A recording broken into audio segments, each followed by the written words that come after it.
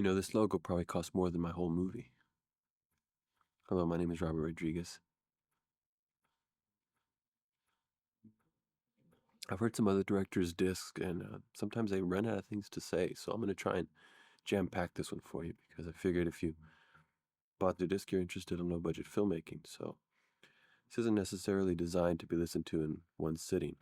So I apologize if at times you need to rewind to figure out what I'm talking about or even shut the disc off due to information overload. But I'm going to give you just about everything you could possibly ever want to know about the making of El Mariachi and how to make a movie for less than $10,000. So I hope you enjoy it. Let's just jump right in.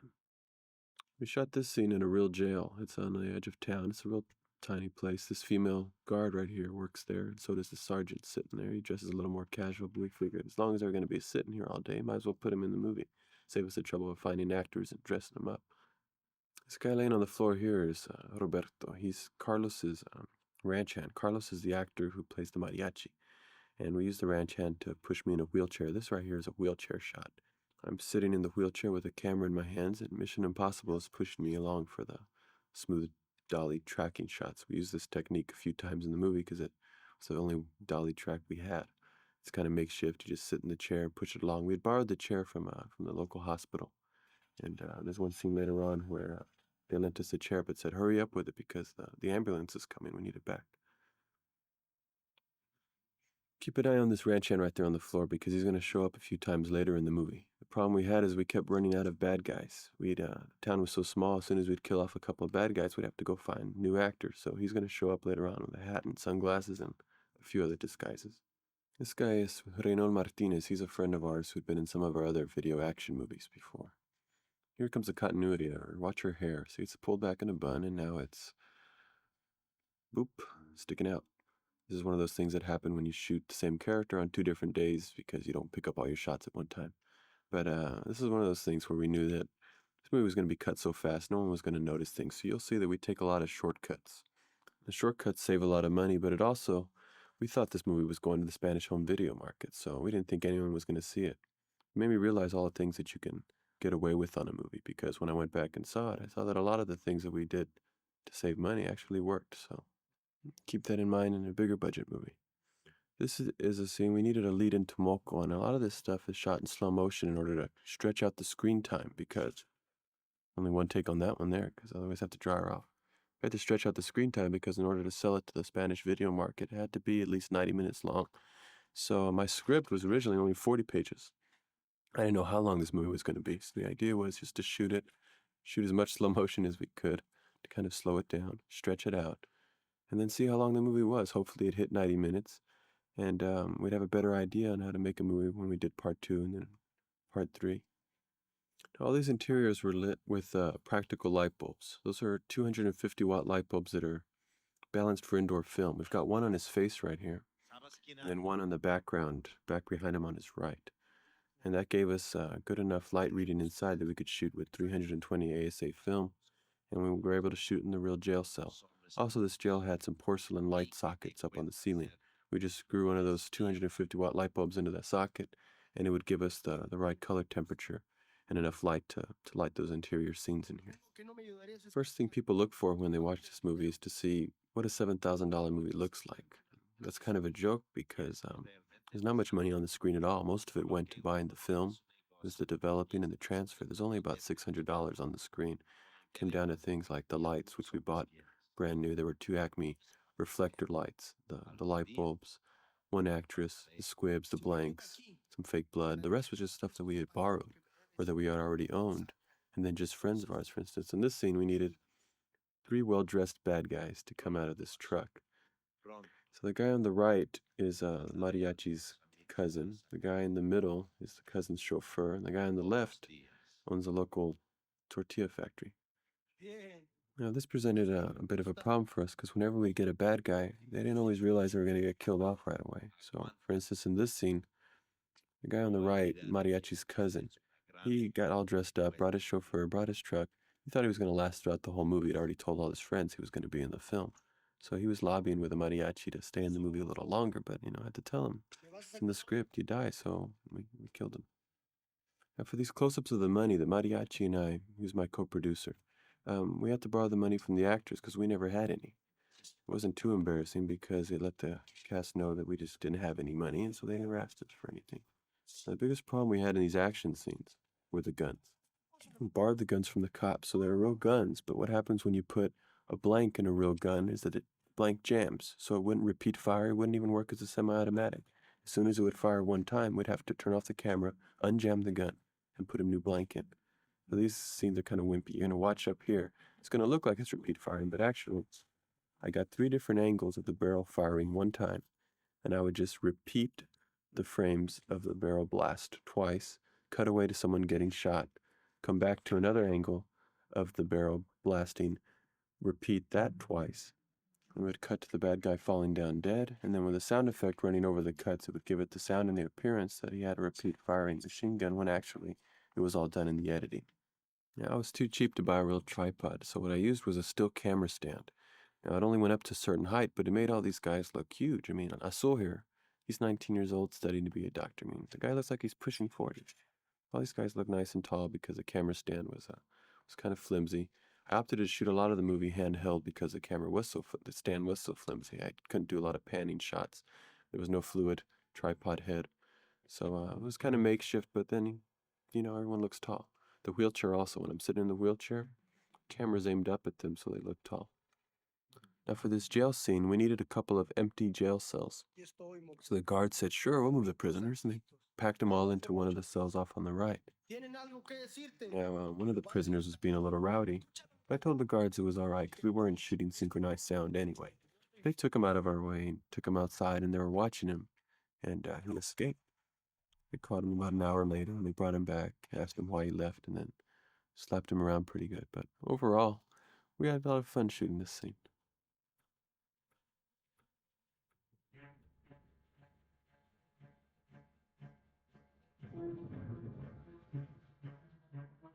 Los Hooligans production. That refers to a comic strip I had for 3 years back in college called Los Hooligans. It was based on my family, and it was a popular strip. So when I made my production company, I wanted it to have the same name so fans of the comic strip would know it's the same guy making the movies. Now, drawing every day like that for 3 years, it helped me learn how to pre-visualize and put ideas together quickly. But the best experience I could have given myself was just making movies over the years. I think when I was 12 years old, my father bought one of the early video cameras that came out on the market. And being one in a family of 10 children, I had a lot of cast and crew around to make movies with. Or I would make movies with my friend Carlos, who ended up being the Mariachi in this movie. I had met him in high school in a boarding school. He lived in Mexico, and we would make little action movies down there during the summer vacations.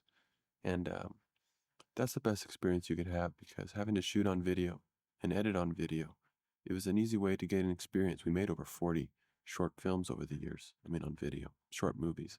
I think just about every filmmaker has about 30 bad movies in them. The sooner you get them out, the better off you are. So it's better to shoot it on video so you won't waste all your money and get that kind of experience before going on to film. That's the best way to learn, though. If you want to learn how to make movies, just make movies. Now, here's a shortcut that worked. Originally, this guard was supposed to be male, and Masul was supposed to shoot his way out, but instead we just decided to pay her off, and it actually turns out to be funnier that way. Plus, with the budget we had, we figured, well, if he shoots the cop, that means the cops will be after him, which would be great because the bad guys and the cops would be looking for the mariachi, but, we can't afford that. So it was just cheaper to pay her off and let him just walk out and go on his way. Now here comes Azul's truck. This truck is actually the mariachi's truck. I mean, this was our production vehicle. We have our equipment in the back. In fact, one of the guys wasn't showing up, so that guy driving is actually the mariachi in disguise. He's got his sunglasses on and his baseball cap. And this is Azul's brother. So we got to cast him as one of the bad guys. Now look at this guitar case fiasco. I was so cheap. Here's a guitar case that has the real guitar. And we'll cut to another case that has the weapons in it. This is a heavier wooden case, but the top of it was wood colored. We're too cheap to buy black paint, so you see how it cuts away before you see the top of it. We didn't even bother painting the top lid. We're just too cheap to do anything in this movie. I really should have had another case that was heavier. But you don't make a $7,000 movie by being extravagant, so I had to cut back on everything. Which is not so bad because when you don't have a lot of money, you have to figure out your problems creatively, which can make your movie better. And when you make a movie like Mariachi, you figure out what you can really get away with. Helps you on bigger budget movies. That guy there in the middle with the hat on, That's the dude that was sleeping, the ranch hand, Mission Impossible. He's sleeping on the floor in the earlier scene. He wears his hat all the time because he's losing his hair. He's gonna pop in a couple more times in the movie, so we'll keep an eye out for him. There's that cheap cardboard guitar case again. Too cheap to get a real one. For this scene, the mariachi found a turtle, and it was a desert turtle, so he's trying to get to the road, the edge of the road. So he's a one-take turtle. Mariachi would plop him down in the middle of the road, run to his mark, and then as they walked, they would meet up. The turtle every time would close up in his shell, and then continue on walking, trying to get to the edge of the road to get away from us. So this was something we just found and put in the movie, and ended up referring to later on in the narration, which we wrote after the movie was edited. Now, this is my crane shot. I'm sitting on top of a ladder. You can see the camera's kind of shaking because I'm hand holding it, and it's the wind's kind of blowing around. It gives a little production value, and some people actually thought we had a moving crane because they couldn't quite remember that it was a static shot. This is a temporary setup here. These guys travel from town to town selling coconut water. When we saw them and decided Mariachi's thirsty, let's have him stop by, order a coconut, and drink that before he goes into the town. What we did, we filmed it, and as we drove away after shooting it, I realized the mariachi, we never showed him paying the guy. And I got upset at the mariachi because this ended up happening in several scenes. He'd buy a drink and forget to pay for it. So I said, oh, forget it. We're not going to go, but I'm not going to waste film reshooting you, paying the guy. So we'll just refer to it here in the narration. He says free coconuts. So I was beginning to like this city. Make it sound like it's a lucky city or something. Since then, a few people have said they've gone to the town and couldn't find the free coconuts, and well, that's just a movie myth. Don't go looking for it because it ain't there. All this stuff with the boots and him washing his face and all that, this was stuff that we shot because it was a cloudy day, and I was afraid that none of this stuff was going to match. I didn't want to shoot any action because everything else we'd been shooting up till now and everything we would be shooting would be out in the bright sun. That's a bunch of horseshit. Everything, no one even notices. I mean, we put this in and you can't even tell that it's cloudy. And I mean, if you look real close, but the movie goes so quickly, and you're usually listening to what he's saying, and you're, soaking up the scenery that you don't even notice that the thing is overcast and that it doesn't match. A lot of time can be wasted by being a little too picky about stuff that doesn't really matter. Figure if someone notices, that means we've lost him and the movie sucks anyway, so I might as well just keep going. It was really easy shooting this stuff without a crew because, I mean, look at it. It's almost like documentary footage. I mean, this guy's walking into town. He's running. You don't really need more than one person there directing and operating the camera. If you don't have a crew, you can't afford to bring people around and feed them and keep them interested. Just get rid of them. It's easier just to do it yourself. For this scene here, though, I needed an extra person because I was going to do a point of view shot of the mariachi. And I was in a wheelchair and the mariachi was pushing me. You notice the floor is tiled, so the camera would bounce around too much. So I had him just push me faster and I shot it in slow motion. That gave it an eerie look and it also smoothed out those bumps. We shot this whole sequence here, starting from when the mariachi comes in to when Azul kills everyone and leaves in a 1 10-hour day. Mainly because a lot of the light was coming from the light fixtures. We just plugged in those practical light bulbs again. And then we just let sunlight stream in, even though it didn't match color temperature wise. If you look, you can tell it doesn't really matter. I mean, you've got normal light on their faces indoors, the tungsten light, and then the sunlight streaming in. I didn't have filters on the window or any HMIs out there or anything. We just kind of had to shoot with what we had. And it worked out fine. I mean, the movie's cut very quickly, and you don't really get a chance to stare at one particular shot setup. So if you have a fast-moving picture like this, you can get away with a lot of these lighting shortcuts that would have taken forever to light. So we basically just screwed the light bulbs into the fans, and that lit up him. And then I would put the lights into another fan fixture and light the mariachi and shoot his scenes. And it gave me a pretty good light reading in there. It was sufficient light to get this shot. This is the first scene I actually wrote, where the mariachi comes in looking for work. So we needed to find a keyboard and a keyboard player. This was the only guy in town we could find who had a keyboard. So that's the way to get cast in a movie, is that if you own any kind of prop or production value, you'll instantly be put in the film because, we need your props. So he came in, brought his keyboard. We grabbed this sombrero from a local souvenir shop, put it on his head. And this was near the end of a roll of film. It was always a big deal to have to change the rolls because I'd have to go back to the mariachi's house and change them. So I went ahead and decided to shoot this scene at 16 frames per second in order to save film, which gives it this sped up look. And also because a lot of the music in these straight to Spanish home video movies, the music throughout the movie sounds like this keyboard. So I wanted the audience to know, especially our target audience, that this was supposed to be a joke. So we shot it for those two reasons. One, to make it look kind of funny for them, and then also because I didn't want to run out of film. And sure enough, they ran out of film right as this guy sat down. So I would have had to go back and change roles mid setup just before lunch had I not shot at 16 frames per second. This bartender is really good. He's actually the closest thing we have to professional actor, since he's a news anchor on on the local news show. Him and one other guy who you'll see later as the hotel clerk are the news anchors, and they're very critical against things that go on in the town. So much so that they were the first guys that we cast in the movie because we wanted them on our side from the beginning.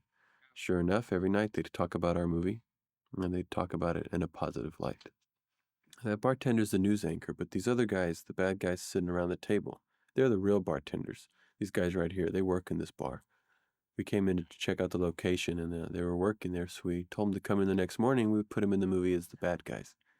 Now we're able to just go around and film these people because Carlos the Mariachi is from this town. This is his town that he was born and raised in. So we could get the cooperation fairly easily. Here comes Dr. Azul. He's going to come in and shoot everybody. Now, there's a lot of shots in this whole sequence, but it was easy to catch them. We got them all in one day because of the light. I think the main thing was that the lighting was very simple setup. They got the light streaming in through the windows and then the little light bulbs on the other side. And even though they don't match, they're not. You notice the left side of his face is red and the right side is blue. And no one really cares. I mean, it goes by so quickly, you don't really have time to see that you have mismatched lighting here, mixed lighting, even though it's a color film. This is when we did our first squib effects. Our squibs were bought from Los Angeles. We had a special effects guy who was supposed to come down and do the effects for us, but his movie went over schedule. So he told us where to order them from, and he told us how to do it. What we did is we rigged. You notice everyone in this scene is going to get shot in the chest. So we put a weightlifting belt, a real thick leather belt around their chest, taped a squib that was inside of condom full of fake blood that I made with Caro syrup and food coloring. Put the squib inside the condom, turned it into a little balloon, taped it to the weightlifting belt, and then cut a hole in their shirt. The wires would trail out behind them, and the mariachi, who's not in the scene anymore, would be out just behind them with a D-cell battery. Tap the two wires to the battery, and it would the squib would explode, and we'd shoot it in slow motion, but you could see the condom and the blood and everything flying around. Like this right here, that's a piece of condom right there flying out. If you look real close, rewind, you see the yellow condom flying out over with blood on it. So it looks like flying flesh and looks pretty nice. You can see the weightlifting belt right under his shirt. But we're really pleased. It worked good. And we only used 3 squibs in that one thing. The gun blast, of course, like I said before, would jam, so I had to repeat the gun barrel blast. But the sound effect does a lot of your work for you. It makes it sound like he shot 100 bullets through him when he only shot 3. People ask if we made up all this as we went along. Little things like, the toilet paper in the guy's hand, the turtle we found on the road, and things like that. You'd make up when you get on the location and you find, different interesting things to do. But really, you really have to have things planned out in order to shoot a movie this quickly and for this low a budget. You can't have your actors hanging around forever waiting for you to come up with the next scene. You got to have it all mapped out so that you have something to fall back on in case you don't come up with any ideas on location. So planning is very important. And having made so many movies before on home video, where I used to have to edit between 2 VCRs, it got me used to having to pre-visualize something before going out and shooting it and editing. That's very important. There's still directors these days who, everyone has their own style of working, but there's a lot of directors who will shoot and shoot and shoot and have the editor figure out what the movie is later on. If you don't have any money, you don't have that luxury. You really have to know what your movie is before you go out and shoot it. And shoot only the shots that you really need. We were able to grab this movie, this whole sequence especially, very quickly because I knew I only needed one take of him coming through the door because that's all I was going to show. I knew I only needed one take of this because it was going to be in close-up. I don't have another take of a master shot or anything. I cut it in my head first and scripted it very carefully, and then shot only what I knew I was going to use as an editor in the final film. So that saves a lot of money because on a low budget like this, the more film you shoot, the more film you have to develop, the more film you have to buy. It just gets more expensive, and film is your most expensive thing. And we didn't have a real beeper for this scene, so that thing on his waist is a walkie-talkie, and the sound effect helps sells it. This guy here is a politician, local politician, Jaime de Hoyos. He plays Bigoton, the guy with a big mustache, sunglasses, Moco's right-hand man. This guy right here is the other newscaster I told you about. We wanted both those newscasters to say nice things about the movie, which is why their characters don't die. Because we knew the more positive we were with their characters, the more positive they'd be with our film. One of the few characters that don't die. That became a status symbol around the movie. Bigoton here got to brag to all his other underlings because he wasn't going to die in the movie. Everyone else kind of checks out early on, even the good guys. Now, the mariachi knew the owner of this hotel, so they were very friendly about letting us film here. In fact, when we came in, the hotel clerks, the real ones, would go out to the back. They'd say, "Sure, you can film here," and they'd leave. And we were filming up here for the early part of the day, answering their telephones for them and everything. So we were kind of running the place as we shot. I noticed that everyone wears the same clothes through every scene. That's one of the decisions we made early on, is that since I didn't have a crew or anyone to help keep track of this sort of thing, it would be easier, especially since we were shooting so much out of sequence. If everyone just wore the same clothes every day, it made it a lot easier. Didn't have to think about what they were wearing from scene to scene, and saved a lot of time, a lot of headaches. And they all contributed their own wardrobe. Now, this exterior was shot in another location from the interior. This is actually the whorehouse district. This is the local brothel, and we used it for the dream sequences and then for this exterior. The interiors were shot for this bar at a friend of the mariachis and mine, Samuel's bar. It's called the Bar Amadeus. And the other bar where Sul just shot everybody was the mariachi's sister's bar. So that's a way to add a lot of production value to your movie. Find out what it is you can borrow or that you own, and write that into the script. The bar that already had bottles and all the little knickknacks to make it look real. We didn't have to, dress the set at all because it was already ready to go. Saves a lot of time and a lot of money. This scene here, the lighting I liked in this scene. Some people have commented, the lighting looks great. Who did the lighting? I tell them, I did the lighting. Lighting was easy. It was those two practical light bulbs, like I said. One on the face there with some diffusion over it, a 30-30 gauge diffusion sheet in front of that Acme light. The other light is on the back. You can see it behind the mariachi. Just open faced, aiming underneath one of the designs in the bar there, and it makes it look nice. The same lights on her that I use on him. So I shot him on a different day than her. Mariachi is always sitting there with me, so she has him to look at, but he was looking at nobody. He's looking like at a bottle cap that we strung up. So the way we had to shoot this thing was the mariachi. Since he was, we're making this movie together, I could shoot him at any time. But people like the girl or the other actors, we had to shoot them fairly quickly and get them home because they all had their own jobs and things to do. So we couldn't waste their time. A lot of low budget movies, you hear about the actors hanging around for hours and hours because the director and the crew, they don't have their act together. But we couldn't do that on this one. So we weren't paying anybody. We needed them to show up for the movie. They could just easily not show up anymore. So we'd shoot these other people all at one time. This hotel clerk, we shot all his scenes. That previous scene he was in and this one, I just shoot all his close-ups and then send him home and we'd never need him again. All these other shots of the mariachi I could get on any other day. It didn't matter. He wasn't as important because I always knew he was going to be around me. So whenever we couldn't find any actors to film because of their schedules, I would just go shoot all the mariachi shots, and they would match in just fine. Now, the performances on these actors, these guys I never really acted before, but I think I got good performances out of them, mainly because this was another benefit of not having a film crew. There was no crew standing around. It was just me, the camera, and then those actors, one or two, whoever was in the frame. So they gave very natural performances because they didn't feel like they were putting on a show. Well, this guy right here, we sped him up. I'd originally intended just to dolly in on him very quickly, but it would have taken too long, so I just sped it up, and it ended up playing a little funnier. This is one of those nice natural locations we found that we just loved. So the back of this hotel looks like one of those Escher drawings, and I try to get a nice wide shot and just let it linger because it looks like a maze. And we try to include a lot of natural locations. This is something that wasn't written in the script originally because I hadn't seen this particular location yet, but I tried to use it as much as I could and have them run all around. This hotel room is like that. There's no door handle on the door. I just put one of those practical light bulbs, those 250-watt bulbs, in the socket right there, and it gave it plenty of light, and it was color balanced. This thing on the wall is a decoration you see in a lot of, Spanish homes. And my grandmother had one in her wall, and I always wondered what it was. It's this cross swords and a ball and chain. And whenever someone of any kind of Mexican heritage watches this movie, they say, my grandmother has one of those in her house. I say, yeah, mine does too. So I'd rather just include it in the movie and have him use it in a nice action scene, grab the ball and chain, and swing it around. Well, these dream sequences were supposed to be premonitions into what he was going to become, and I had roughly sketched out what was going to happen. But like this freestanding door that we found, it's this building completely blown away, and the door stood there, and it still worked. We were just driving by one, and we saw it, and we said, let's include it in the dream scene. So we put it in.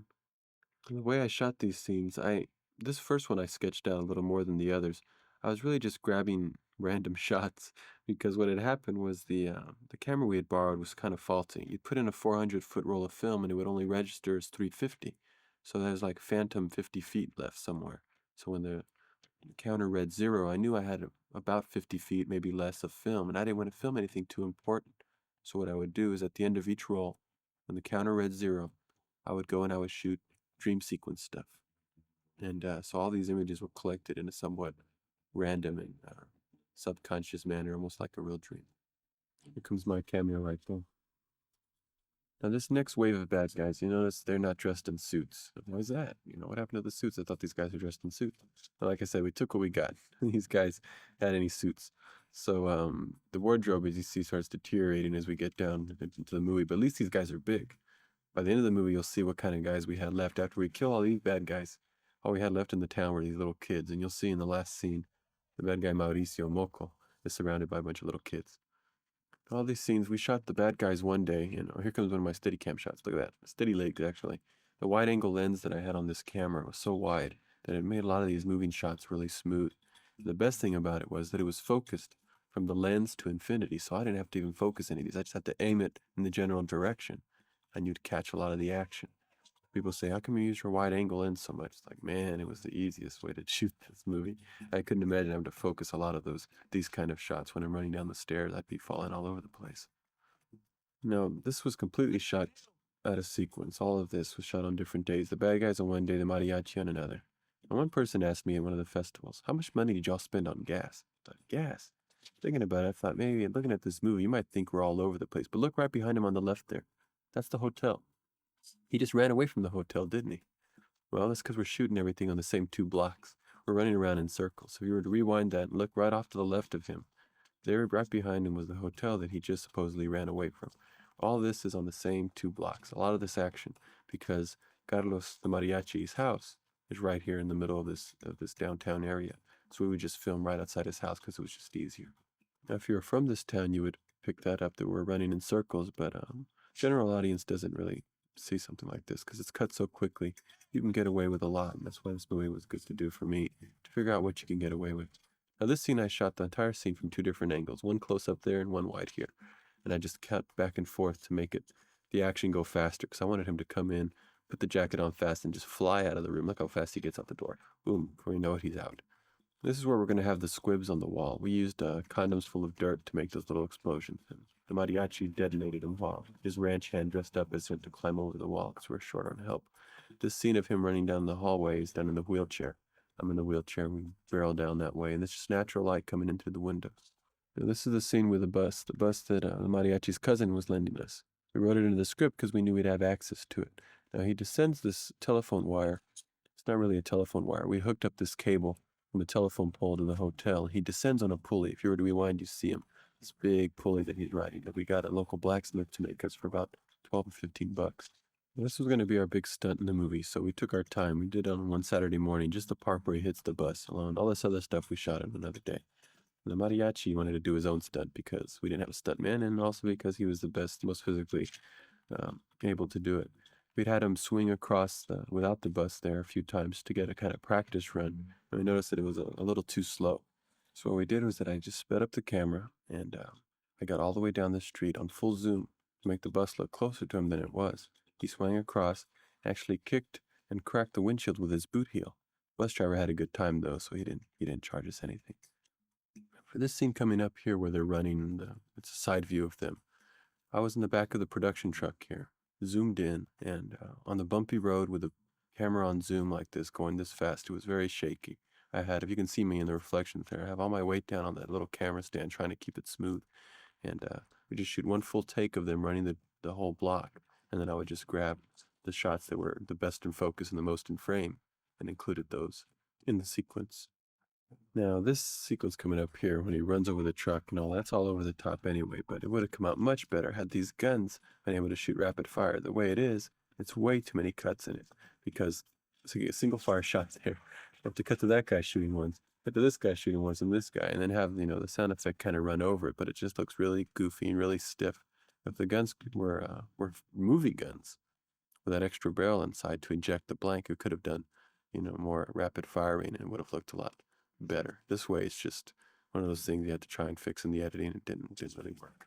I was talking over the part where the guys who got shot, but if you go back and look at that last guy who got shot, you see a big old hunk of condom hanging out of his shirt. It looks pretty funny. And this guy running right here, the mariachi was complaining that he was acting, a little stiff. He didn't like the way he was acting. So I said, well, let's just plug him right now. Let's shoot him, get rid of him. Mariachi didn't like his fall either. So he told us we never put him in another movie again. But no, all these guys are just friends of ours. The problem was we picked the biggest guys first and ended up, killing them all off before the first 30 minutes. So as you'll see later on in the movie, the well starts running dry as far as bad guys. We started running out of guys.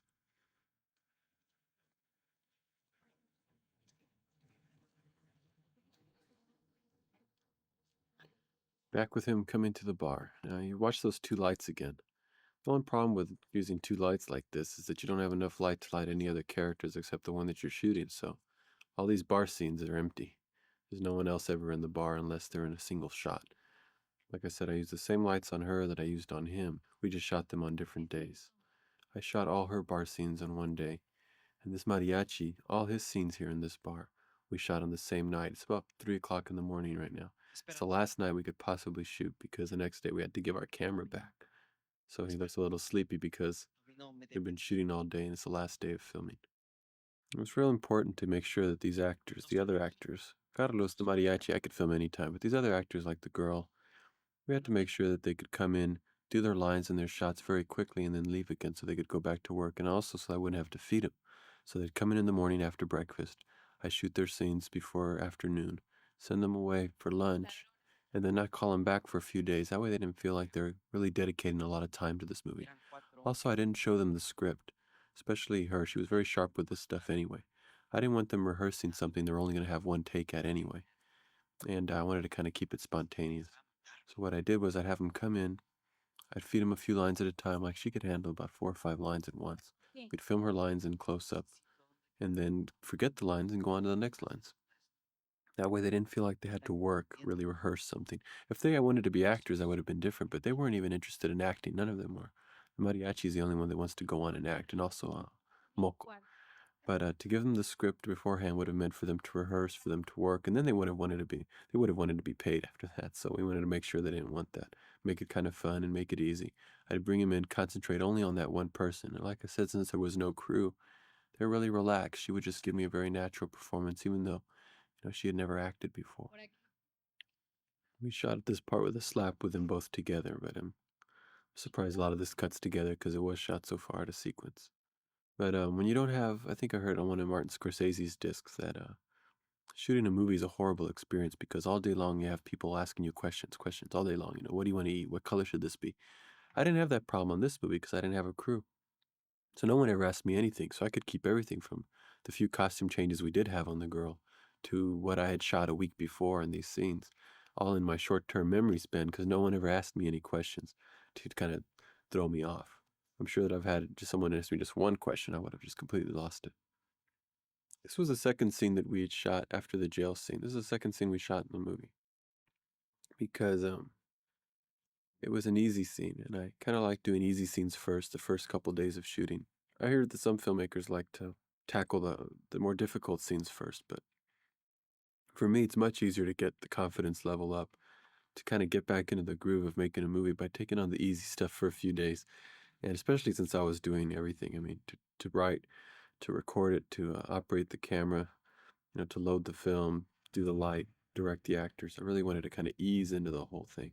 And this kind of brought my confidence level up before we started hitting the action scenes. That bathtub you see is our lucky bathtub. The mariachi actually worked on this movie by Alfonso Arau called Like Water for Chocolate, Como Agua para Chocolate. The bathtub is from his movie. They had shot in the same town where we shot, and we needed a freestanding bathtub for the movie, so I told Mariachi to go find me one. He said that there weren't any in town. He knows because on Like Water for Chocolate, they had to go all the way to San Antonio to get this tub. So I told him, why don't you borrow it from Alfonso? And so Alfonso Arau, that's why his name is in the ending credits, lent us his bathtub. And we say that this is our lucky bathtub because both our movies went on to go to the same festivals together and find some success. Now this scene, you notice that red light on the back of his head there on the left. This is the same lighting setup that I had before with the mariachi, except instead of having one light on the background, I just moved it to the back of this guy's head and put a red gel on it. The red is also cast on her, because I want to give the bad guy just that red look behind him. Now I was really trying to save film on all these shots, so I would cut in the camera. As soon as they'd finish the line, I would cut. So if you watch closely, right here coming up, a flash frame, right there, the beginning of a flash frame on him there at the end of his shot. Because what I would do is I would film a line, and right after I thought I wouldn't need any more, I would cut. I didn't want to shoot a lot of extra stuff before or after a line if I didn't think I was going to use it in editing. And I got a little too, money saving sometimes, and shot myself into a hole where I couldn't make a shot any longer, even if I wanted to. So a lot of reason why this movie is so fast paced is a lot of my original footage is very, very short.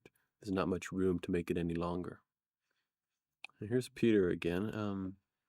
I met Peter in the medical research hospital where they test pharmaceuticals on healthy young men. This was back in Austin, Texas. We were both in there for different reasons. I was trying to get a quiet place to go write my script and earn some money for the movie, and he was making some money for school. And so it sounds horrible, but you actually make a good chunk of money in there. They pay about $100 a day. I went in, to make the extra money. We made $3,000 that month. But the deal is you can't leave, you're locked in there. The whole idea is they're paying you for your inconvenience. So we watched a lot of movies. We talked about the movie, and everyone in there has their big dreams of what they're going to do when they get their money. No one believed us that we were going to go make this film. I met him in there and I cast him as the bad guy after seeing him act rather intensely with some of the other lab rats. I figured he'd be my best bad guy. And we never thought that this movie would go on to do what it did for us. And it's been a real trip, from selling our bodies to science to toasting our success at the Sundance Film Festival after we won the Audience Award for the best drama against movies that cost much more money, had bigger stars, and that, were in English. So he'll be the first to admit that it's been a real surprise for us all. And that guy cleaning the glasses there, we shot all his scenes at once. You notice that he's never in a shot with anybody else because in about 15 minutes, we shot all his scenes and kind of dispersed them throughout the movie. Whenever someone needed to look away at someone and say something like right now, she'll turn and say, "I'll be right back." We just cut to him cleaning and chewing gum at the same time, and that was our cutaway. Made the bar look populated. And this was a fun scene because this was our Hitchcock scene. The guy in the tub, got the lady with a knife. I grab all these shots, but the most fun is cutting it all together later. I think that's, the part I like the best about the movie making is the editing. Because that's when you finally piece it all together and finally see what it was you wrote, several months earlier in a form that's the most satisfying. Because when you're filming, you really don't feel like you're ever getting what you want.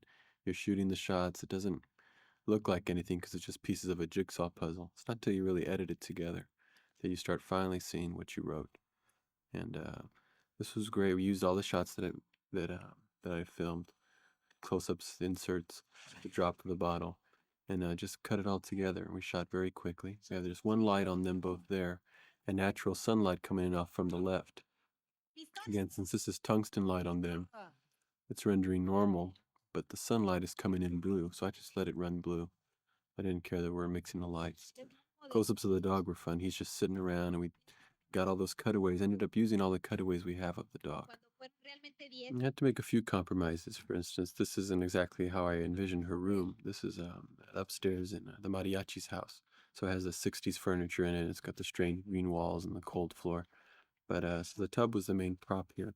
We just filled it up with water and we didn't have any bubble bath, and we were too cheap to go buy some. So we just got some Ivory dishwashing soap and poured it in there. Kind of made my actor all pruny. He was in there about 2.5 hours. But for a scene like this, you just gotta make sure you have it scripted and you know what's going on, and then you can just grab all kinds of shots, put it on. I pretty much used everything we shot, all the close-ups, especially like here in the singing section. My actor can't sing or play the guitar, so what we did was a local musician sang and played for him, and then I played it back on a tape recorder and had the mariachi try to sync it up as best they could. Whenever his mouth did sync up right, we showed it. When it didn't, I'd cut either to the girl there, or to his hand action, or to the dog. And it's pretty convincing, I think. Good enough, considering. This was supposed to be a knife originally in the script. We went to go look for a prop knife. All we could find was this interesting letter opener because we needed something dull since she was going to have it up against his throat. So we went ahead and wrote it into the script as being a letter opener because we figured everyone would know it's a letter opener just looking at it. It doesn't look like a knife. If you notice, I'm completely off axis in this whole sequence. She's looking off to the right, and then he's also looking off to the right. So it's a little bit screwed up, but I get back on axis about when it's a little too late, a few shots later. Those shots of the dog were easy. He's just kind of relaxing up there. I would just call his name, and he would move his eyebrows to see what I want. He wouldn't get up. He was too lazy for that. That's really how he is. He's just really laid back. Oh, here we are, back on axis. He's really just laid back, and you call his name, he'll just look to see what you want, and then he'll go back to minding his own business. So we use that quite a bit whenever we needed a cutaway. Because the problem with my sound is that I shot silent. So I had to record all these lines after we'd finished the film takes. I had them all repeat their lines of dialogue. So I had to sync it all up by hand. So a lot of times the lines wouldn't match up. So where they didn't match up, I would cut away. That's why you have her saying half a line and it cuts to him right there, because she was out of sync during that part. So it was the sync that dictated where all the cuts went. So at the festivals, when people would say, "You have a very interesting cutting style. You cut your dialogue scenes like no editor would ever cut them," I just laugh and tell them, "Well, I'm sorry. The reason I did that actually is because they were all out of sync. I really didn't have much choice. It was the only way because I can't stand rubbery lips, and it's usually the quickest way you can see a low budget movie is by bad sound job. So I wanted it to look perfect, even if I had to sync up each line by hand, which I did, and it took a long time. But when you don't have any money and you really want to make a movie, you don't mind putting in those kind of hours and doing those obscene chores because you want to make a film and you don't mind putting in that kind of work. Now, this was one of the early scenes we shot because Asul had to go off to school, like I said. So this was a shot. This was shot in his bachelor pad above his parents' house. Now he wanted 3 girls in bed with him. He told me he would be in the movie only if he had 3 girls in bed with him. And I said, "Oh, come on, man, we're not making those kind of movies." And I thought about how much trouble we had just trying to find an actress for the lead. So I said, "Okay, well, if you can find 3 actresses, we'll put him in." So he found these 3 girls, and they all looked just like him. So I said, "This is great. We'll put him in, and we'll make them bodyguards. And then they're just gonna be laying around. We'll give them guns. We'll give them something to do." And like I said, Peter here in the pool didn't speak any Spanish, so we had the mariachi was right out of frame in a lot of these scenes in the water, holding up his lines for him to read off of.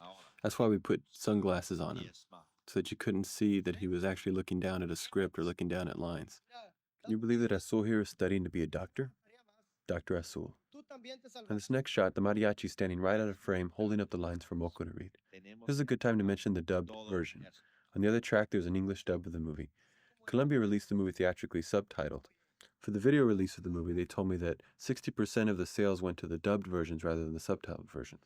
And I wanted people to see the movie one way or another, so I went ahead and supervised the English dub. I brought in a lot of the original actors, but the problem we had was with the dialogue. We had to change a lot of the lines to fit the labials and the Spanish lip movement, so a lot of the lines now sound really strange.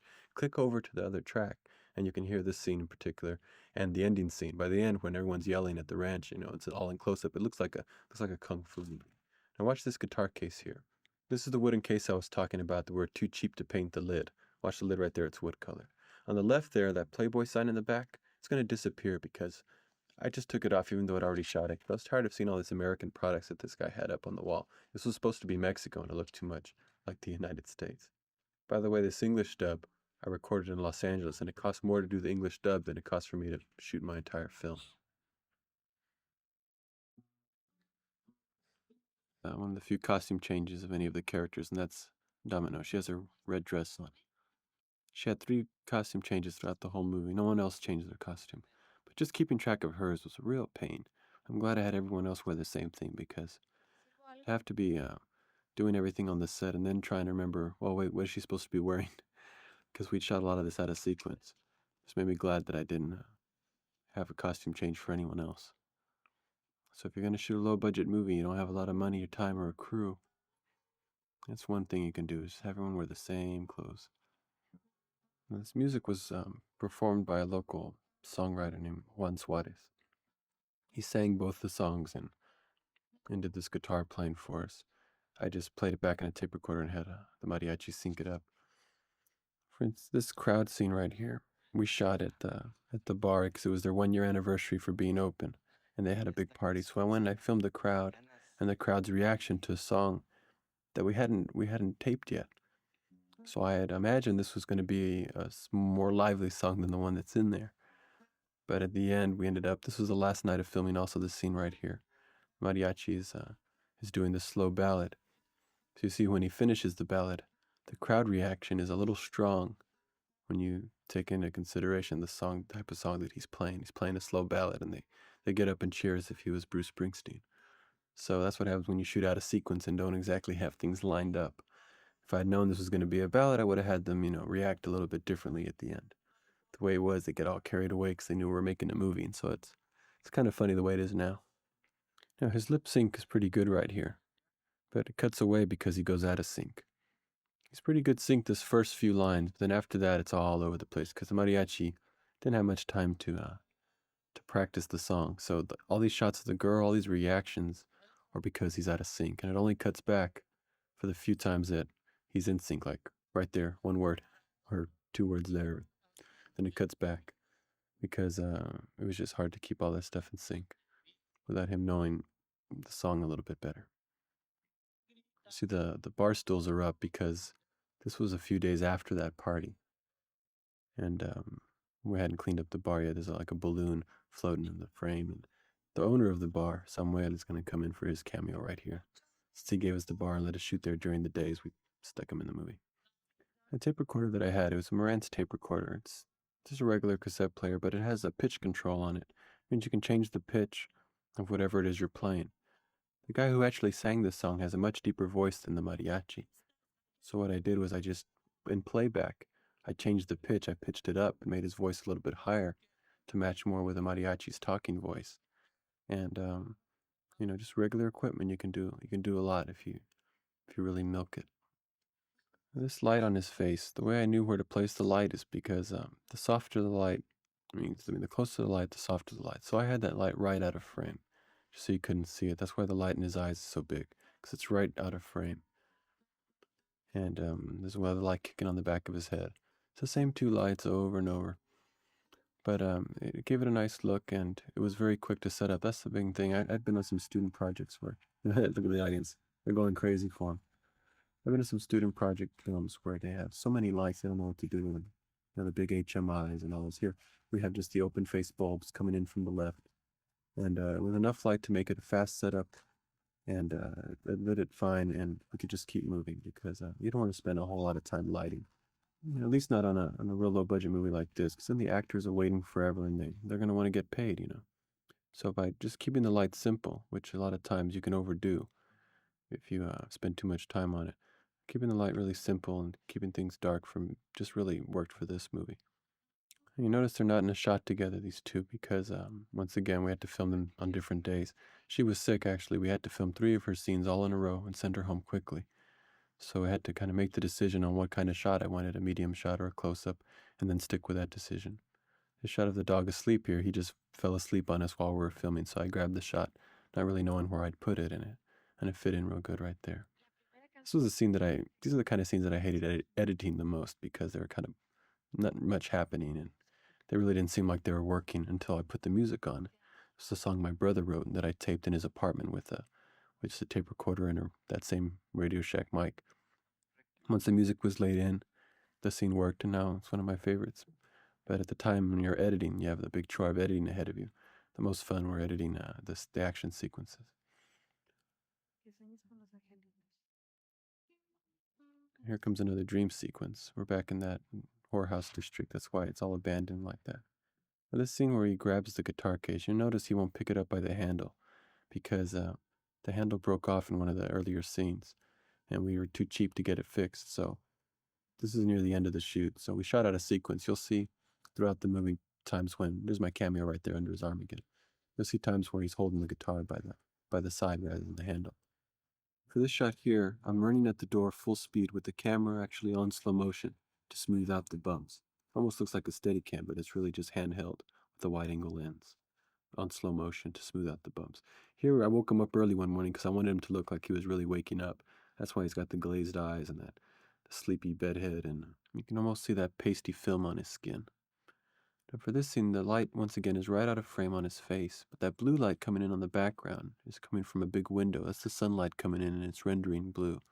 I'll bring up the lighting every once in a while because it didn't take much to get it to look that way. For this scene, this is a big script screw up. This is where I wasn't very careful laying out the script, and when you're on location filming, you don't have time to really go back and check out, make sure everything is logistical. Why is he putting the guitar case down there? Because originally in the script, she told him he should do that. Yet at this point in the story, she shouldn't know anything yet. She's about to go make a phone call that'll give her all the information. So I just cut out her lines, and now it just seems bizarre because it just looks like everyone's just looking at each other. And it makes it a little more mysterious, but that's not exactly what I had had in mind. It's just one of those things. I was watching it later on. I said, this is information she has that she shouldn't have until after she makes this call, and she's already talking like she knows everything. So fortunately, it was something that I could fix and something that you wouldn't really notice. But that's why your script is your blueprint, and you got to really make sure it's right. Because really, when we were filming, the only time I even looked at the script was to cross out what we had already shot and to go on to the next part. So you really not don't have time to fix things or to make sure things are right. You really got to make sure it's right before you go in, especially on a low budget movie like this, because it can really cost you. This scene here I wrote to have as little dialogue as possible because I was starting to realize I was going to have to sync all these lines up by hand, and it was getting to be a little much. So I try to do as many scenes like this where there's no talking and it's all visual. This is again natural lighting just coming through the windows right there. The reason I bring up the lighting so much is because I want people to realize that if just because you don't have a lot of equipment or lights or a lot of money, you can still make a good movie. Just using the few little things you have and using them well, really milking it. Because you can come up with something that looks really nice without having a lot of money. I mean, this doesn't cost anything to shoot in a situation like this, and it looks fine. It's really what goes on in the scene rather than all the extra technical stuff, because you're forced to concentrate more on the story. Here's another sped up shot. More on the story and the characters and the action rather than the technical things that most people don't even care about. I mean, the most technical movies coming out of Hollywood sometimes are terrible because they look great, but so does a 30-second commercial on TV. Everything looks great these days. You have a lot of money, you have no excuse for a movie looking bad. It's just the story and the characters that kind of gets lost in the mix. Now, here the lighting's really bad in this one because this is the first bar scene I had shot. Masul was leaving for school. We shot all his scenes first. And the lighting here, like I said, I tried different lighting setups. Each time we shot in here, it's a different setup. Just so I could learn which was the best, which worked the best. Fortunately, this came later on in the movie, so you're already used to seeing some better examples of lighting. But this one just didn't work at all. Sol got to drink his own beer because this was all shot in one take. I knew we weren't going to have the continuity errors you see in some movies where 1 second the bottle's full, the next second it's half empty, then it's full again. We did it all in one take, so we knew we weren't going to get him drunk, and he gets to drink a nice cold one. I think Sol really liked doing this part. For this scene where he goes outside, this is one of those things I'm always amazed can cut together because it's at two different locations. Here's the whorehouse district as Sol's coming out. This is across the street of Carlos's house. This is in the middle of town. Cut back to him running across the street. And then this was a stock shot of him crossing. You can tell the lighting didn't match that we shot, earlier in the week. Here's another of the interior scenes. Again, a different lighting setup. I was trying every different lighting setup I could think of just to kind of see what came out the best. Kept notes on what I had done so I could, on the sequel, whenever we shot another movie, we're going to shoot it the same way. I would know how to light the interiors and get it to look the best. For these action scenes out on the street, sometimes people at a film festival would ask me, how did y'all film out in the streets like this with real guns like that one there and get away with it? And I told them, well, I've been filming in this town for many years because my friend Carlos, who played the mariachi, is from this town. So, oh, look at this guy with a bull's cap. That's what happens when you tell people to bring their own wardrobe. They'll bring anything. Later on, you'll see a bad guy with a t-shirt of The Cure. Well, anyways, when you shoot in a town like this, make sure you know somebody in the town. Otherwise, you'll get arrested and we'll never hear from you again. I look at this guy with the sunglasses. See, it's a wide shot there, and you're gonna have a close up, and then you're gonna, go back to a wide shot. It's gonna vary. You're gonna have a wide, medium, close up, extreme close up. Now the way I did it, here's a wide again, was I did it all in one take. What I would do, here's a close up, is that as he's saying his line, I would zoom in for a close up or an extreme close up like that one there, and then zoom back out in between each line. So in one take, you get all those various angles or compositions and doing it all in one take to give the movie a feeling that we had more coverage than we actually did. So that's how you get 5 shots in one take using the zoom lens. Now, the movie moves so quickly, I don't think most people don't usually comment that I still should have been able to tell the difference in the weight of the guitar case with a guitar and the one with the weapons. But that's the nice thing about moving a movie rather quickly is that you can kind of just forget a lot of this logistical stuff and hope people's eyes are glazed over by the mid movie and they kind of miss the whole switch off that never really happened on screen. And you can take a lot of shortcuts and trick people. I used to like magic tricks when I was a kid, and this is almost the same thing. You can just create illusion of, look at this guy. He doesn't know what's going on.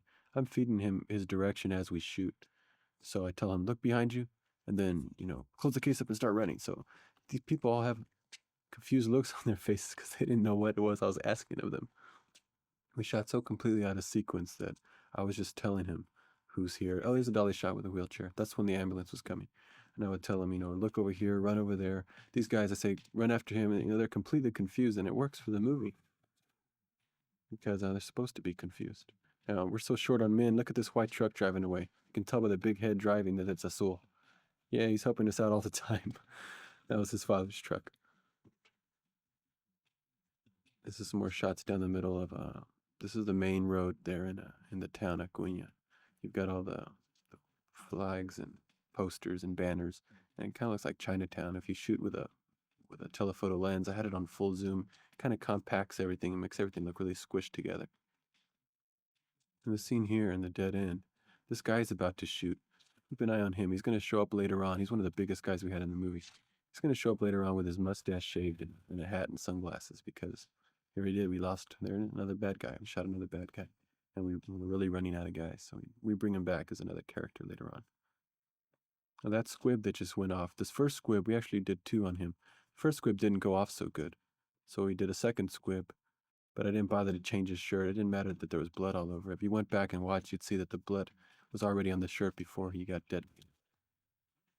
This guy we rigged to blow up over his own truck. That's his own truck there. We had one squib on front and one squib on back and exploded him at the same time. That's my car right there making a cameo that he's climbing all over. Now this is a Friday afternoon, so all the tourists are coming over the border. So all these cars driving up are tourists who don't know what's going on. They see this mariachi in the middle of the road with a guitar case and a gun. Figure he's some disgruntled musician, or maybe this is just, a day in the life of Mexico. Now this part where he walks towards the camera, you see it going in and out of focus coming up right here because when someone's walking towards the camera like that, it's kind of hard to pull focus. But I didn't realize when you go to Hollywood, you've got an actual focus puller, someone who's standing there while you operate, focusing for you. I'm going to get spoiled over there, I tell you.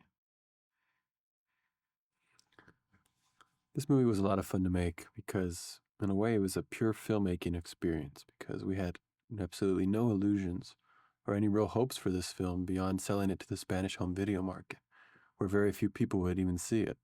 That's why we had to keep the budget so low because we knew we couldn't sell it for very much.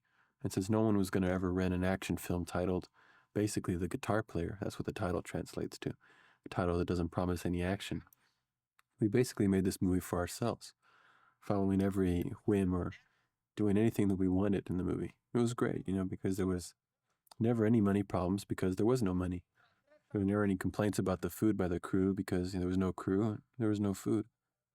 So it was just a win-win situation at the time. The idea was just to make the film to gain experience and then to sell it to the video markets that we'd make back enough money to cover our investment and have some money left over to shoot a part 2 and a part 3 in order to gain more experience because I figured that after 3 films with no crew, I would be so much more experienced a filmmaker I could then go to Hollywood and make bigger budget films and not fall on my face. So this movie wasn't even designed to be a demo tape. It was just a way to get some practice and to really just take as many shortcuts as we could to get it in under budget, have it be 90 minutes so we could sell it and go on. Here's a scene I had a problem with. You notice he's got all these scars on his back. This is another one of the dangers of shooting out of sequence because I shot this scene before I shot the previous chase scene. So in the script, I had her cleaning this, his wounds that he got in the previous chase scene. But actually, if you look at the chasing, there was no time. We didn't have much time to film the kind of elaborate chase that we wanted where he would get these wounds. So now it makes the audience wonder, hey, where did he get those things? Because all he did was jump into the back of a truck. And in the script, he was supposed to do much more. He was supposed to get those scars from doing some other crazy stuff that we never had a chance to film.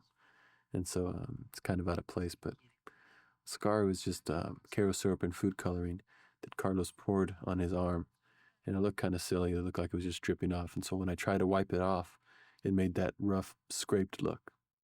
All these cutaways, the cotton, the dog, the close-ups of the scar, I shot to cover for the moments when they went out of sync, because there was a lot of dialogue in this scene, and I just can't stand it when people's lips are out of sync. The lighting came out good today. Look at the light coming from that stained glass window. That's just the sunlight coming through. We've got this light on their face. Um, Same two lights brought in real close, right out of camera range, and it looks real nice. That's why I like operating my own camera, because you really get to see what the movie's going to look like when you're looking through the lens like that. Here's a scene. That was Moko's idea to have that hat on, give himself a different look. Usually in a Hollywood movie, you got the bad guy. He comes up, he admits to his boss that he did something wrong, and the boss usually shoots him. Well, we couldn't get rid of this bad guy, so we just had him, you know, light a match on him, use him as a matchbook, kind of degrade him a little, and send him on his way.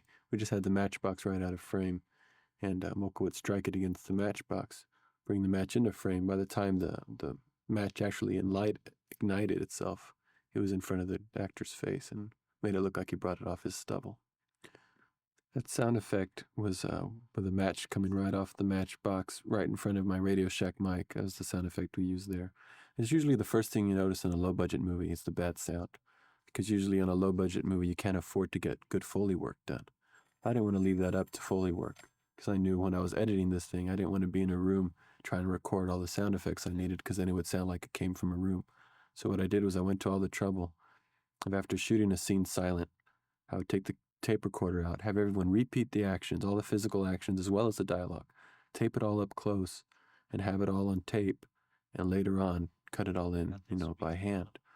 And it took a long time, but like I said, when you're working for yourself like this and you're trying to do some good work and teach yourself how to make a film, you don't mind doing that kind of thing, which no one Hollywood ever do. They'd rather just foley it, put it in the budget and foley it. It's much easier, it takes much less time, but it costs money.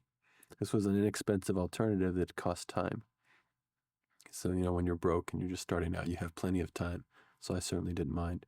And it gave it a sound that you couldn't even get in a Foley room, a professional Foley room, because it was all taped on location. It had the right ambience. It just sounds a little more real. So I tried to use my original production effects as much as I could. And since I taped them so close up, that was a benefit of not having a sound camera. Since the camera was so noisy, I couldn't tape sound at the same time anyway. Plus, I didn't have a sound man. So once the camera was off, I would tape all the sound effects and bring the mic in as close as I wanted, because the camera was off. If the camera was on, I'd have to keep the mic out of frame, and then of course the sound would have been horrible. With the microphone up so close, I got good enough sound quality, natural location sound, and it worked really good. It just took a while to cut in. So I'm just glad that a lot of this original sound made it into the final mix. The music, for instance. If you look at the opening credits, you'll see 5 different names under music, because I just used 5 different friends of mine who had never done soundtrack music before. I knew it would be too much for one person to do the whole soundtrack. So what I did was I got these 5 different people, 2 or 3 songs from each, and I just didn't show them the movie beforehand while they were composing the music. I would just have them construct a certain song. I would go in later on and match up the different songs to the different characters in order to get a different style for each scene. So I was able to get a good soundtrack very quickly, because each composer only had to compose 2 or 3 songs each. This is Domino's last scene in this room. This was that same night that she was sick, so we filmed her very quickly and sent her on her way. So the mariachi here, when he's looking up at her, that's the ranch hand sitting next to her that he's looking at. So people ask, why isn't there a love scene? And it would have been kind of difficult because they weren't in the same room together. And he's looking at his ranch hand. Poor guy. Here's the last dream sequence. This kid we just found, he was looking inside our camera and drinking our Gatorade. We shot all these scenes of him in about an hour and a half one day, and then sent him on his way. This music for this scene was done by Mark Trujillo. He's a friend of mine who is a comic strip artist. He's also a painter. He does dark paintings, and he plays this really dark, bizarre music.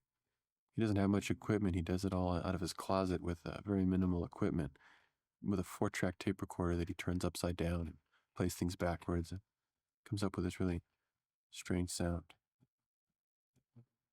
And this guy waking up here in front of the dog. I needed to shoot this scene kind of quickly. Domino had to go somewhere. And I just figured I'll just shoot it with a wide angle lens, just get her lines and get the mariachi's reaction shots. It was another wad of money. The mariachi and I didn't have any money, of course. We had to borrow it from Domino, and we were both surprised at how loaded she was. She had a lot of cash on her. It's not really a comic effect. I was just trying to get this thing out quickly and figured since he was just waking up and he was disoriented anyway, it wouldn't really matter if I shot it like that. Look how worn out the mariachi shirt is. At one of the festivals, one of the audience members yelled out, "Forget the guitar, buy a new shirt." That's one of the dangers of not being careful with the wardrobe. This was one of the last days of filming, but we should have kept it a little cleaner or they start noticing that it's the same clothes. Here's my reflection there on the ride. You can see me filming. I don't have a crew behind me, but I stand up. You're not supposed to do that. That flashes the film. This shot here coming up is a dolly shot in a wheelchair that we actually shot a week earlier when we had a real gun on hand. We went ahead and got some shots of this guy firing a real gun. And that's where the wardrobe comes in handy because it matched up with this, which we shot later where we didn't have a real gun. You can tell right there that's a water pistol. Rewind a little bit and you can see that that's a plastic gun with a little red dot in the middle of the barrel. So having them wear the same clothes came to an advantage because shooting one thing one week, we could actually use it later on and not have to go back and reshoot it. Right there, the mariachi should have gotten in that truck faster, but that's the danger of shooting one take. I told him, "Man, you should read the script. You're supposed to be jumping in that truck. You got people chasing you." He was like, "Man, you haven't even shown me the script." So sometimes I'd keep these guys in the dark and it didn't turn out just right, but there's no point in reshooting it. I just ended up editing it a little faster. If that guy right there driving, that's that one guy who'd gotten shot in the alley that time, the guy with a mustache. We shaved his mustache and put a hat and sunglasses on him because he was a nice big guy. We needed some more big bad guys. Watch this guy here on the telephone, this old man here. He looks like he's getting the worst news in the world. And I was setting up for another shot, and I went ahead and grabbed that shot of him just because the expression on his look was really funny. And so I included it in the movie, and it doesn't even belong there. I just included it because I wanted to use everything that I had shot, not waste anything. Funny thing is, Bigoton, the guy with the sunglasses and the heavy mustache that's in the red checkered shirt, he's actually Domino's cousin. We didn't know that until actually we're in a scene together. And that man on their telephone was their uncle. We didn't know that until we were all watching this at a screening. And they said, "Hey, we didn't know you put our uncle in the movie." We said, "Yeah, neither did we." Look at this guy asleep on the left over there. That guy over there, that's a cop. He's supposed to be watching us because we have the real guns. But it was a Sunday. He didn't know they were going to call him in on duty to come watch us, babysit us. So he was hungover after Saturday night. And he was asleep there on the bench, so I went ahead and left him in.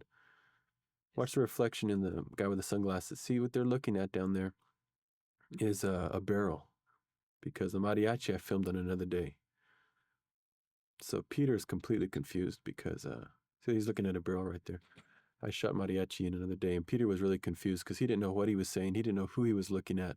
But he was pleased to see that it all worked out in the end because we shot all the scenes in a day and a half, and he didn't know if any of this was going to cut together. He didn't know what was going on. They're driving the mariachi back to town because originally in the script, there was supposed to be a big action scene right here. He was supposed to be held there at the ranch, and he was going to escape. And that's why Domino was going out there to save him. She was going out there to find him.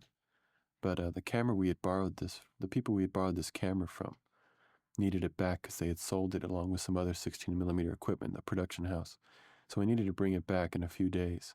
We thought we'd have it for several weeks, but we had to start cutting some scenes out. So we cut that action scene, and instead of him breaking out of the prison, out of the ranch, they ended up just taking him and dumping him in the street. So it was one of the shortcuts that we had to try and patch up at the last minute because we wanted to make sure there were no loose ends. That's why he's down laying in the middle of the street. We just went out to the street one cloudy day, didn't match anything else we shot, and just plopped him in the middle of the street. I got down on the ground and filmed him. Even when the cars were coming, we didn't bother to stop traffic because we wanted a few cars there. I think this insert actually was shot on another block right there in front of the mariachi's house because there was less traffic, and then this wide shot was shot out on the main street. I think this was a Sunday afternoon, so the traffic was kind of light. You see the cars going in and out of focus because I was trying to focus at the same time. Now this is a scene I like a lot because, again, they were shot completely separately. The Azul was shot a week before, yet they look like they're looking right at each other and reacting to each other's questions. That was the mariachi's hand right there. And it's just more magic filmmaking. You can do anything you want. Fool people into thinking that something's happening when it's not. The way they look at each other, their eye contact, even though they're not looking at anything. It worked really good. It was a lot of fun cutting this together. Just made you realize, the things you can get away with, because that's all movie making is. It's just an illusion. It's just what you create. So you don't have to fly the actors back in to be together. Bring them together in the editing. There he goes, going to drink another full beer. He liked his job. Here's a quick cutaway of the mariachi stumbling around that we shot one days the sun's dropping right in front of his house. We would just grab shots here and there. This is what draws the actors together, makes it look like they're together. The assistant looks off screen, Azul looks off screen, then we cut to Domino. So it makes it seem like they're all in the room together, even though they're all shot separately. Little tricks like that will save you a lot of headaches, just keeping track on what side of the screen they're going to enter and leave from. You'd think that I'd keep real extensive notes on this sort of thing, but I didn't. I just kind of kept it in short-term memory. Like I said, it was a 2-week shoot, and there was no crew asking me questions, so I was able to keep this sort of thing in mind, where I had shot them, what angle I had shot them from. And I was surprised to see that it cut together fairly well. There was only a few mistakes that most people would never notice because it moves so fast. So this was Domino's first scene, this one here. We had to shoot Azul first again. He was going away to school, study to be a doctor, Dr. Azul. And so she comes, she didn't know what's going on. All she knows is that when she left was that she was dead, because we kill her off in this scene. So the week that followed, we kept calling her to come back and film her other scenes. She didn't know what we were talking about. She thought she was dead already. It kind of showed you how disoriented all the actors were, because I didn't show them the script. But I was afraid I'd spook them. They'd see how many lines they have, how many scenes they'd have, and they might not show up again. So it was just a day-by-day thing. We'd bring them in, we'd film them very quickly, send them away, and say we needed them for a few more days, and we would call them later. And it worked. Nobody ever ditched us. And this is the Mariachi's ranch. It's a small ranch. It looks a lot bigger here than it really is.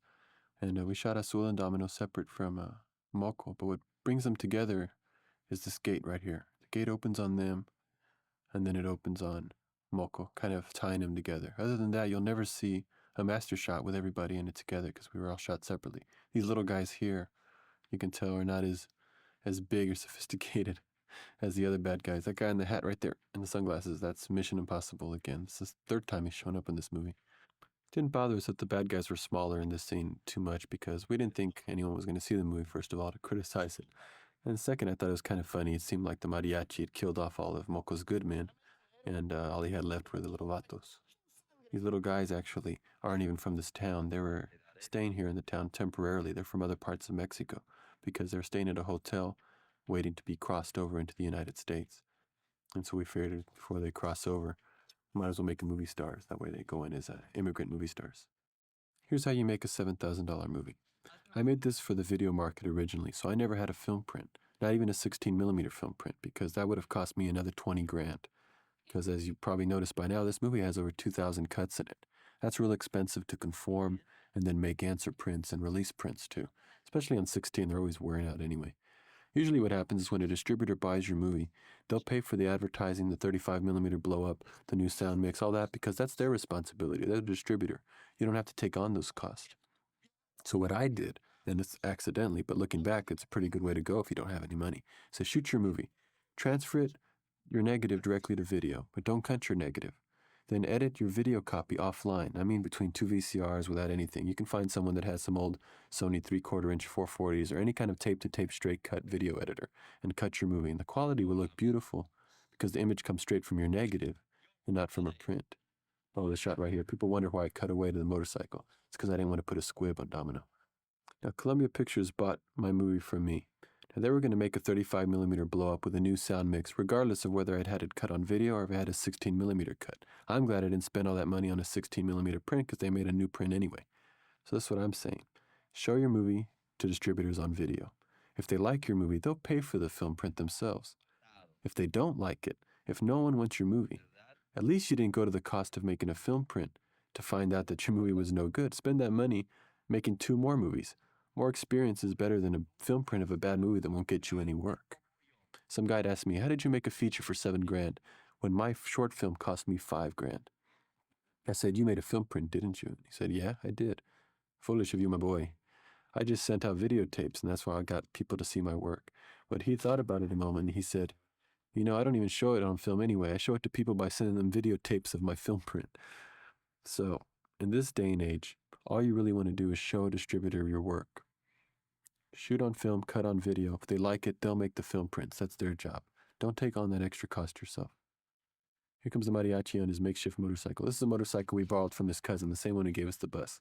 That seat right there, we had a local carpenter make us. It was a seat for the dog. We told him to use his imagination. So for about $20, he built us this wooden seat with vacuum cleaner tubes on it and made it look real futuristic and painted it black. And so it looks like the Bat Cycle. So this is how you do it. You borrow a camera, an old film camera, or borrow from a friend of yours. Don't buy one, don't rent one, because then you have to pay insurance and all that. Shoot your movie, transfer and edit on video, and use that to show people what you can do. I'm glad I shot an action film because you don't really need many takes of someone running down the street or kicking open a door. And you can you shoot one of these for fairly cheap.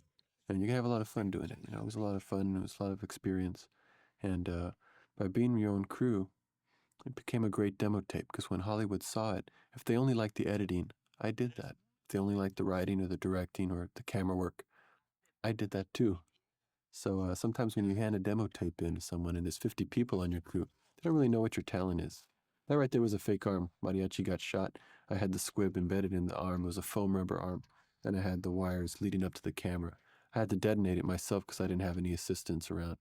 It's times like that that I wish I had an assistant because I was trying to start the camera, pop the detonator, and then turn it off so it wouldn't waste too much film because we were shooting in slow motion. And slow motion eats up film because you're running the camera faster. Right here, look at the expression on Moko's face. He wasn't expecting that charge to hit like that.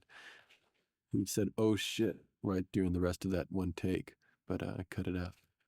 So making a movie like this with not necessarily all by yourself, but with a very small crew and with no money is a good way to start off and to learn from because there is no money. You have to be more creative. You learn how to tell a basic story because there aren't other technical things to distract you. It kind of gets back down to the basic filmmaking techniques because you don't have a lot of money for a lot of extravagant things. The scene right here with a match is something that survived since the first draft of the script, and I'm glad it actually works and actually gets a laugh out of audiences. It's fun and real addictive to get people to laugh in something that you've made, and it's what keeps you going through all this, making these movies. It was a real kick to see people get to see the movie at all, much less enjoy it. We thought it would just be hidden away on Spanish video shelf. All three of them. We're going to make 3 of these movies. And no one would ever see them. But that was fine. The idea was just to learn from it. Watch her lip right here. Boom. See, that's one of the dangers of shooting one take. Now, she had told me that she thought her face had twitched. And I said, no one's going to see this anyway. Don't worry about it. So we didn't shoot a second take. But, I don't know. It keeps you moving. Not too many people noticed, I don't think. Although a few people after a festival came up after and said that they thought she was going to open her eyes and come back to life because they saw her face moving. I said, no, sorry, it was just a twitch, Snakes kind of twitch after they're dead also, so sorry, Domino. Anyway, this last scene right here was crazy. This was the last day we were going to have the camera and everything went wrong. We needed to get this shot of the sunset and it started to rain. The mariachi said, it never rains in this town, and now it's raining on our last day of filming, the day before we have to return the camera. Then we had to drive back out to this 18-mile mark, and the motorcycle wouldn't start. The battery was out, so Mariachi went and charged it. The rain started dying down, so we packed up and we drove out as fast as we can to the 18-mile mark as the sun was dropping. We're watching the sun drop as all this is happening. We get out to the spot. I'd forgotten to bring the metal stuff for his hand, so I just pulled some silver and black gaffer's tape and taped up his hand to make it look like metal. At least we remembered the turtle. But we got all these shots really quickly. This last shot here with his hand, we had forgotten till after we got the shot of him driving away, and by then the sun was already gone. So what I had to do was shoot it at 8 frames per second because there was no light left. And it gave it that unnatural look. It kind of grabbed the handle a little fast. Now, we never saw any of our dailies until after the 2 weeks, so we didn't know if any of this had come out. Everything came out. The few things that didn't, we cut around, and you would never notice. I'll tell you some funny things about the credits here. I had to conform this film version to my videotape because I didn't have any time code on my video when I cut it, because I never foresaw making a film print. So I had to go to Columbia Pictures after they bought the movie and not oversee the movie cut, just cut the movie because there were no slates. No other editor could do it. I had to sit there and do it myself, which was fine because the shots were all over the place. And I was kind of embarrassed about the whole state of my film. So look at this. Additional editing by Robert Rodriguez. See, I had included the name of two other people who were overseeing the editing. And the studio wouldn't let me include their names because they worked there at the studio. So they took their names off but didn't take mine off. So it says edited by Robert Rodriguez and additional editing by Robert Rodriguez, if that makes any sense. Up there in the credits you saw Dolly Gribbs. Those are the people who pushed me in the wheelchair. It says assistant to producer. That was the lady that cleaned Carlos's house, the Mariachi's house. So we put her up there because they gave us a form to fill out on the credits. And special thanks. These are the people in the town who helped us out. The policemen, the people who lent us the different locations. Alfonso's name is there for the bathtub. Andrea and Nora. Those are my two nieces. I put them in there because they make me laugh. Since this was a negative pickup, you can do stuff like that. But in a real studio picture, they're very picky about what you put in the credits. So I was lucky I could get away with things here. Thanks for joining me, and I hope you had a good time. And I hope this inspires people to go out and make their own movies. And if for any reason you want more information, there will be a book about the making of El Mariachi later. The best thing about seeing this Columbia Pictures logo on this movie is for Carlos and I, our first imaginary company when we made our video home movies was called Columbia Pictures. So for us, it's great to see our first feature film being released by the real Columbia. Thank you.